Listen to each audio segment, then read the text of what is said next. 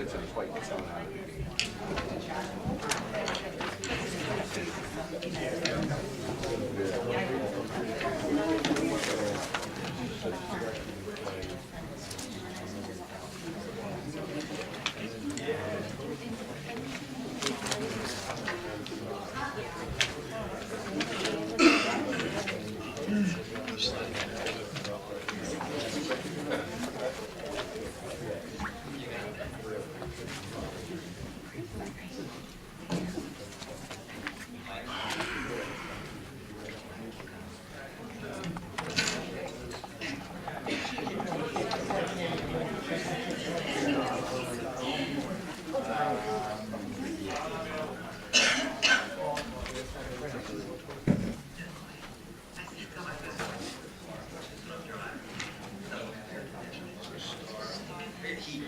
I had the air conditioning on here.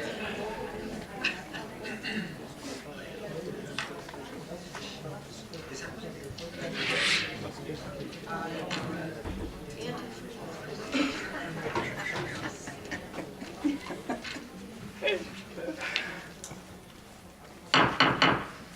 Madam Clerk, can I have a roll call again, please? Hutchison. present? Present. Mrs. Debs. Mrs. Winters. Here. Mrs. Brown. Here. Mr. Mercado. Present. The first issue was a workers' comp issue that has still not been resolved. The second issue is a settlement, proposed settlement with the Iron Horse Gun Club between the township.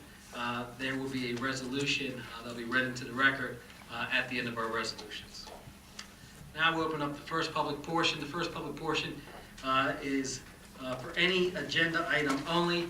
Our public portion is open for 15 minutes with 3 minutes for each speaker.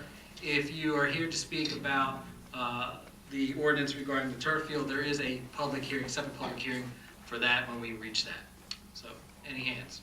Mr. Polidoro.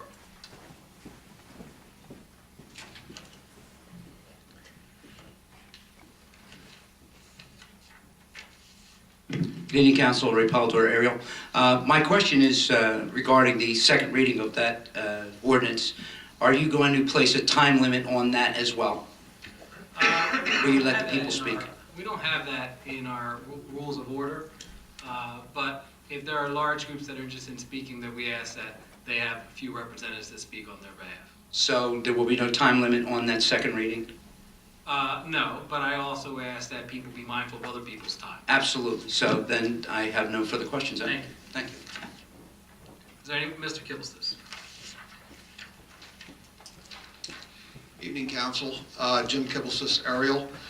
Just a couple of items. R16:01-46 about the resolution authorizing the signing of a memorandum agreement with technical schools, the police program.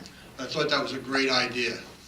You know, it was nice to see that in there, and I compliment you, Chief, on, you know, getting that together. I mean, sounds like that's a good idea for getting the kids started in a program and get them informed. And I want to thank the chief also for always thinking outside the box, you know, with the resource center and everything you've done. Nice job. Second one was Resolution 49, the 2014 road improvement.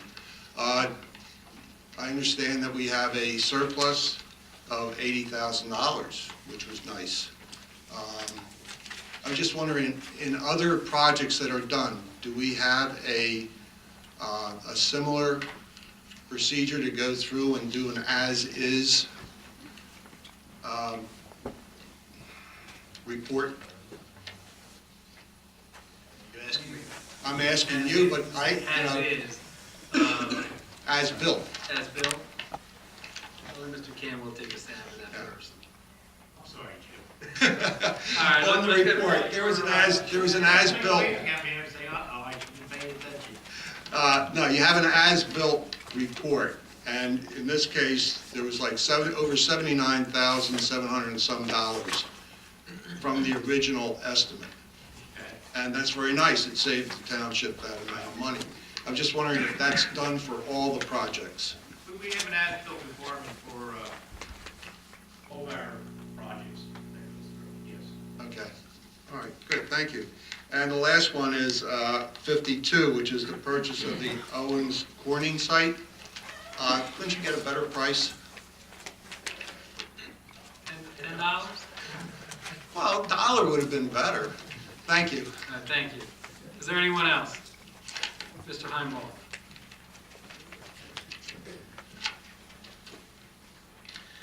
Pete Heimball, Morningstar Court. I have one agenda item question. But first, I just wanted to say something real quick. One day last week, I was looking around for a map, a township map that showed the boundaries and the territory of all our districts, our 6 fire districts. And I started out by going to my own territory's fire district, and they didn't have such a map. I stopped in this building and went to the assessor's office, and they had a map, but it was just mounted on a wall, framed in a wall. They couldn't really provide me with something to carry out.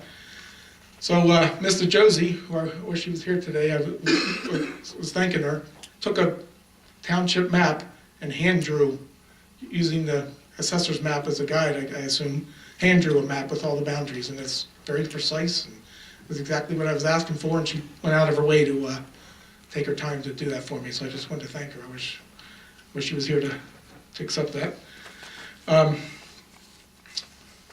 My question is on Resolution 045. It's this position for, we're appointing a new tax appeal consultant. That's a brand new appointed position, is that, that didn't exist before today, or no? No, we have professional properties before, Mr. Collier. We work closely with them and the tax assessor on tax appeals. So That's correct. It's the same company that's been handling the tax appeals for a couple of years now. Mainly, it's advantage to the township to continue with professional properties because there are probably a handful of appeals that are still pending from prior litigation. Tax court, appeals of court is way behind in its agenda. I believe they prepared the rebound too. Correct, they did a rebound. So this is a reappointment, okay, all right, I wasn't sure of that. Okay, that's it, thank you. Thank you. Is there anyone else? Seeing none, we'll close the first public portion. Waive the reading, accept the minutes of. Regular minutes, January 11th, 2016. Special minutes, January 2nd, 2016. I entertain a motion. So moved. On the question, roll call. Mr. Hutchison? Yes. Mr. Schmidt? Yes. Mrs. Stubbs? Yes. Mrs. Winters? Mr. Mignon? Yes. Mrs. Estrada? Yes. Mr. Mercado? Yes. Ordinances, second reading, and we will have a public hearing for each. Ordinance 0-15-19, ordinance of the Township of Gloucester, County of Camden, the State of New Jersey, adopting the Blackwood-Clementon Road redevelopment plan in accordance with NJSA 40A:12A-1 of local redevelopment and housing law. This is a redevelopment plan for Blackwood-Clementon Road. Mr. Lechner had brought this to council at our workshop. And Mr. Lechner, is there anything you want to add to that? Mr. Lechner's not here. Okay, he was here earlier. Okay. We'll open up to the public hearing. Seeing none, we'll close the public hearing. Is there a motion? I'll make that motion. Is there a second? Second. On the question. Roll call, Madam Clerk. Mr. Hutchison? Yes. Schmidt? Yes. Mrs. Stubbs? Yes. Mrs. Winters? Yes. Mr. Mignon? Yes. Mrs. Estrada? Yes. Mr. Mercado? Yes. Bear with me for a second.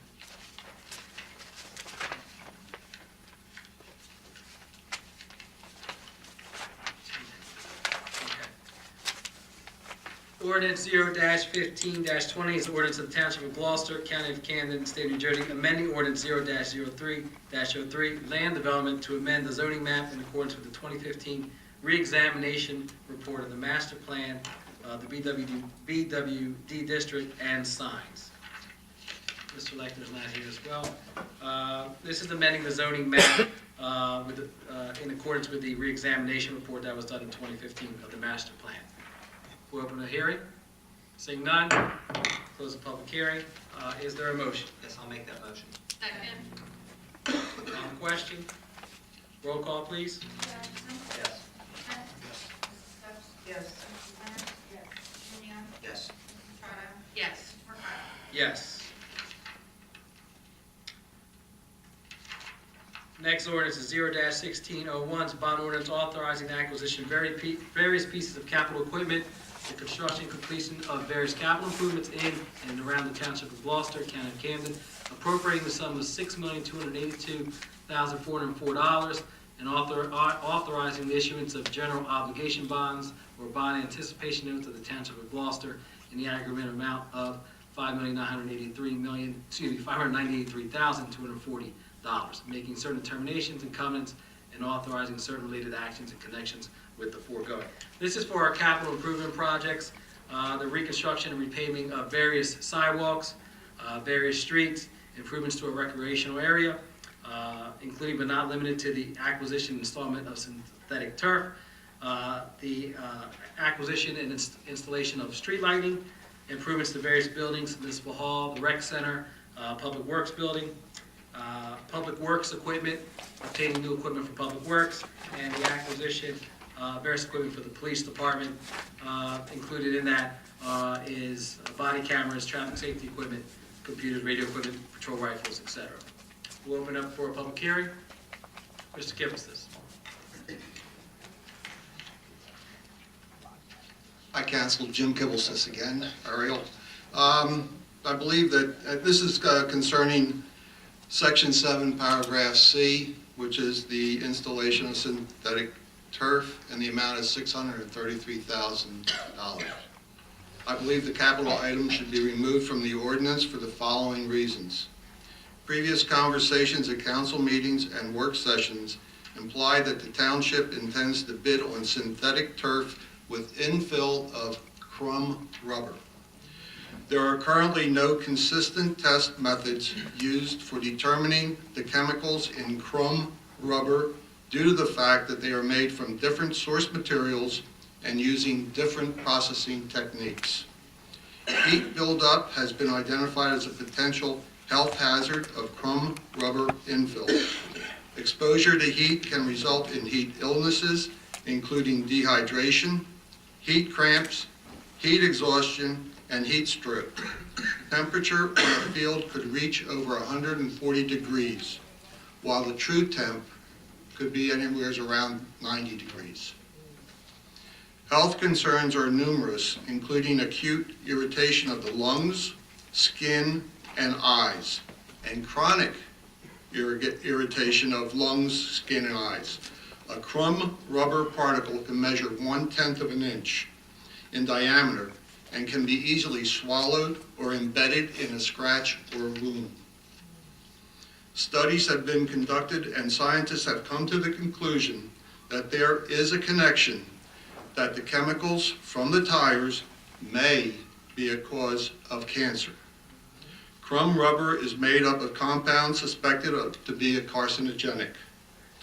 The International Agency for Research of Cancer has studied the crumb rubber with multiple tests in cancer treatment hospitals and rubber fabrication facilities around the world.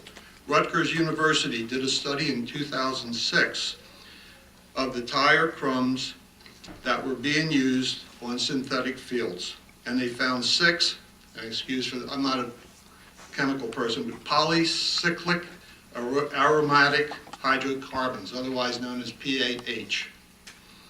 These compounds are most likely carcinogenic to the human body. A study of the chemicals released from crumb rubber found 49 chemicals, with 7 of them being carcinogens. The Connecticut Department of Environmental Protection found in a 2010 study that stormwater passing through crumb rubber regularly exceeded aquatic acute toxicity for zinc. Additional semi-volatile organic compounds and PAHs were found to be elevated as well. The levels of most of these compounds were higher than background data, but were below levels regulated in waterways and environmental protection data. ESPN has reported, did a report on a soccer coach in Washington State who noticed an increase in the number of children having cancer. In 6 years, she had a list of 187 cases, of which 150 were soccer players, and 95 of those were goalkeepers. all played on crumb rubber fields. One clip I saw showed a maintenance employee replenishing the crumb rubber, and he was wearing a respirator. Now, the machine was a golf cart and set up with the salt display where it just distributes the stuff. But he was wearing a respirator, covered his nose and his mouth.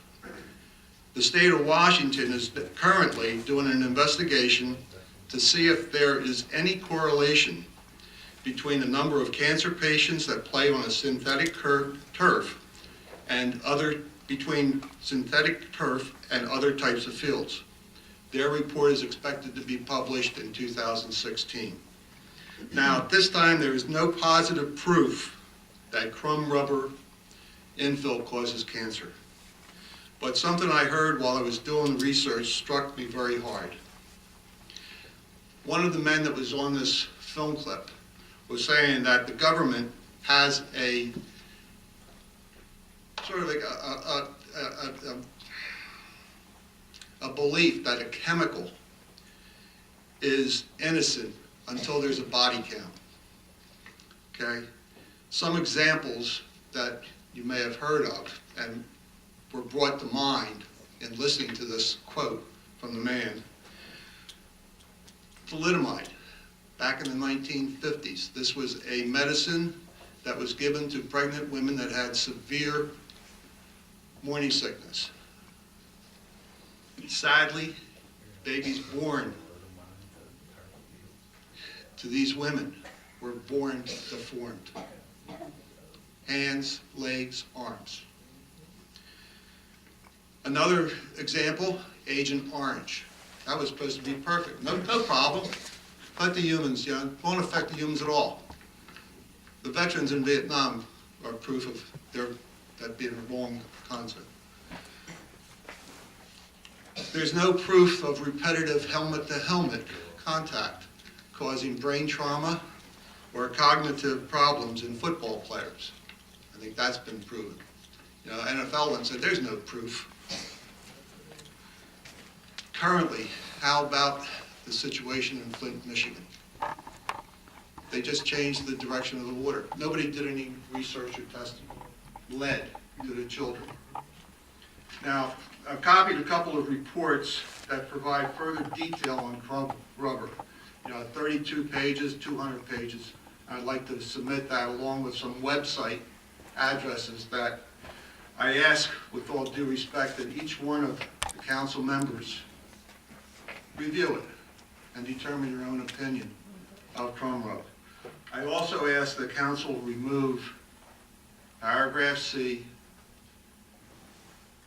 section 7, or paragraph C of section 7 of ordinance 1601, and direct Public Works to develop a process to document the cost of maintaining a grass field so an extensive cost analysis can be made comparing synthetic turf to grass.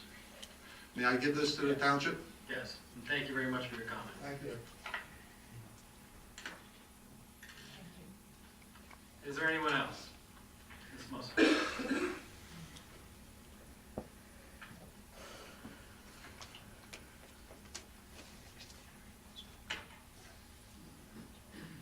Linda Musser, Cameron Circle. My question also is, it's a little bit different than Jim's, but it's regarding the same paragraph.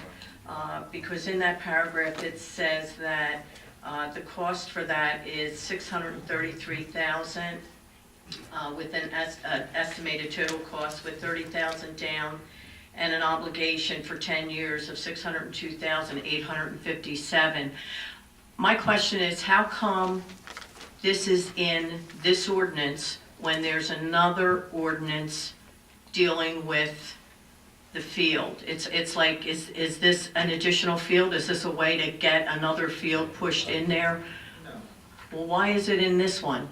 I mean, it doesn't seem like this follows the whole premise of the other capital expenditures that this money is allocated for.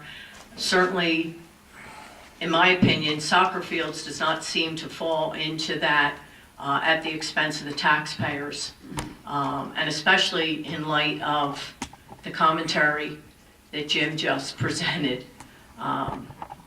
I think that this paragraph should be taken out of there because it just seems like, why is it in there? You already have another ordinance that's addressing this, and now there's another 633. Why?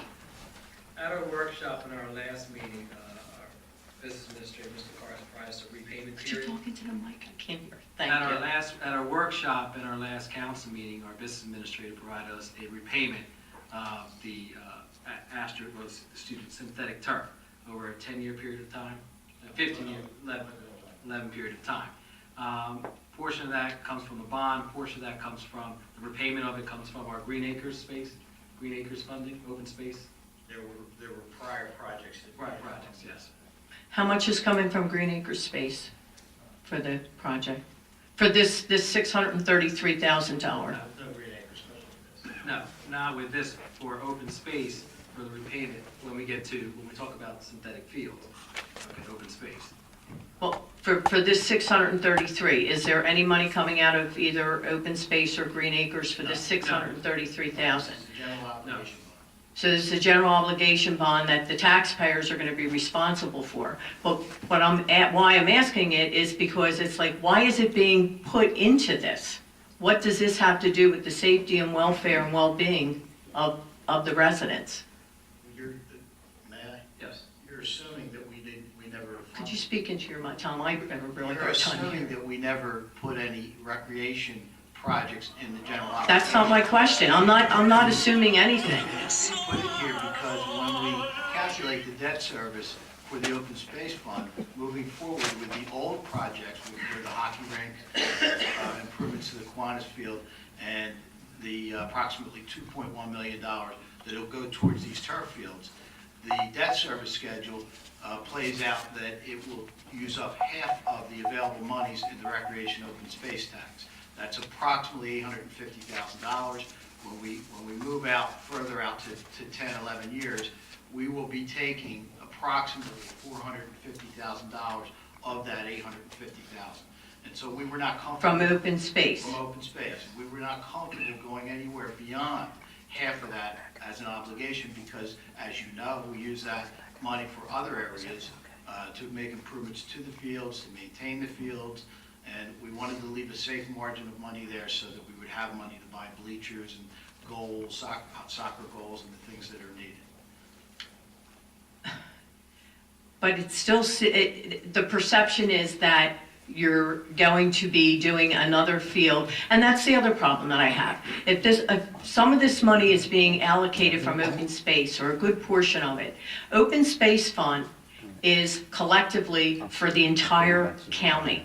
It should not be dedicated directly to one sports organization for their private, or maybe not private use, but for their, they have preferential treatment. If I wanted to be able to go use that field as a taxpayer and as a resident of the county, I should be able to do that. We need to be able, that, If it's not scheduled. if it's not, but it shouldn't be so that they have priority and everybody else comes last, but we're paying for it, we're being asked to pay for it. Preferential scheduling is permitted. And if I can add to that. And it shouldn't be. If I can add to it, it's not dedicated to one organization. These are multi-purpose fields and will be lined as such. But again, the taxpayers are paying for private sports organizations. It should not be the taxpayer's responsibility. Mrs. Musser, as a realtor, that's your profession, correct? That is correct. Doesn't youth activities add to quality of life in a town? They add to quality of life, but Orlando, I can tell you one thing. Right now, the way the real estate market is and the way the economy is, you know what people are asking for? You know yourself. The taxes in Gloucester Township are so high, and it's very difficult to sell homes in Gloucester Township because most of the people, once they start checking things out and they look at different areas and what the taxes are and what the schools are, their main concern for their children is their quality of education. If they can find, because they know that most municipalities do offer sports and youth organizations for people. And yes, it does add to quality of life. But I'll tell you what, I think people are really concerned about keeping a roof over their head. And adding this to our tax burden is not helping the situation at all. Because there are a lot of people in financial straits in this township.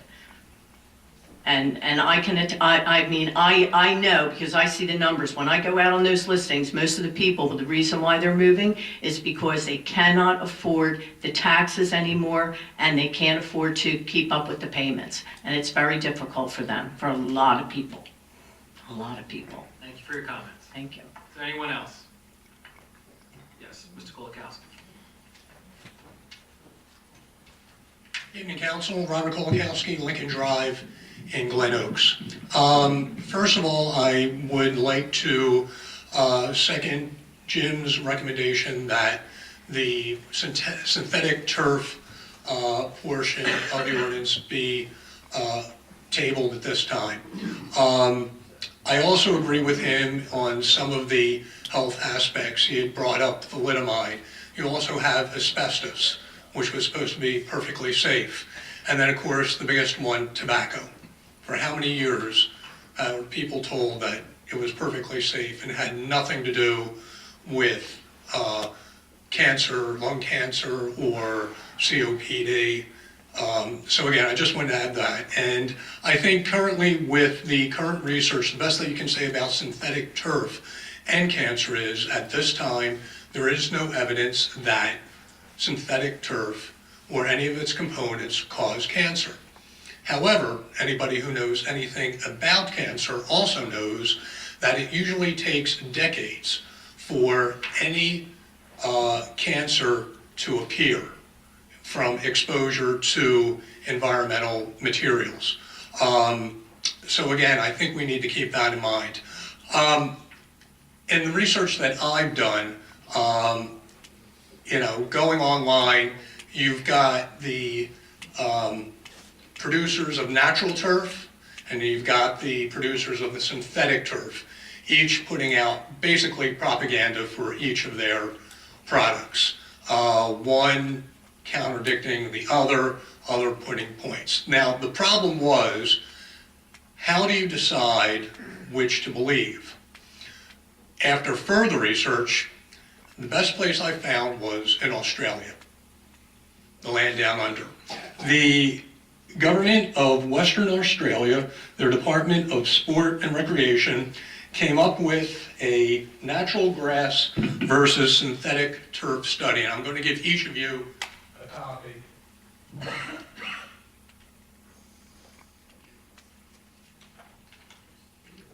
You just hand it to the clerk and we'll pass it down.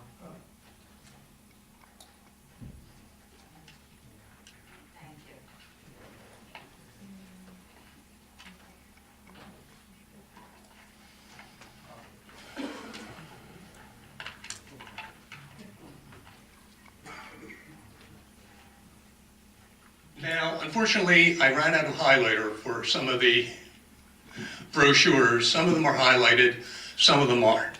My three concerns with the synthetic turf: first, the total life cycle cost of the field; two, health; and three, the environmental impact of the turf. Quickly going through various things. On page 11, it gives you the natural grass turf maintenance. And one of the things that nobody can argue with is that the synthetic turf is more durable than natural turf. Natural turf, if used extensively, needs time to rest and recover, which synthetic turf doesn't. But there are problems to that. On page 15, maintenance practices for synthetic turf, and I quote, "It is widely believed that synthetic turf fields require less ongoing maintenance than natural grass. Even though they do not require watering and mowing, they do have an extensive maintenance protocol, particularly if used regularly for a multitude of sports events or for elite level sports. Usually, the installer's guarantee or warranty will usually be conditional on the recommended maintenance requirements being carried out. If they aren't, you void the warranty, and you're going to be stuck with the tab for any repairs.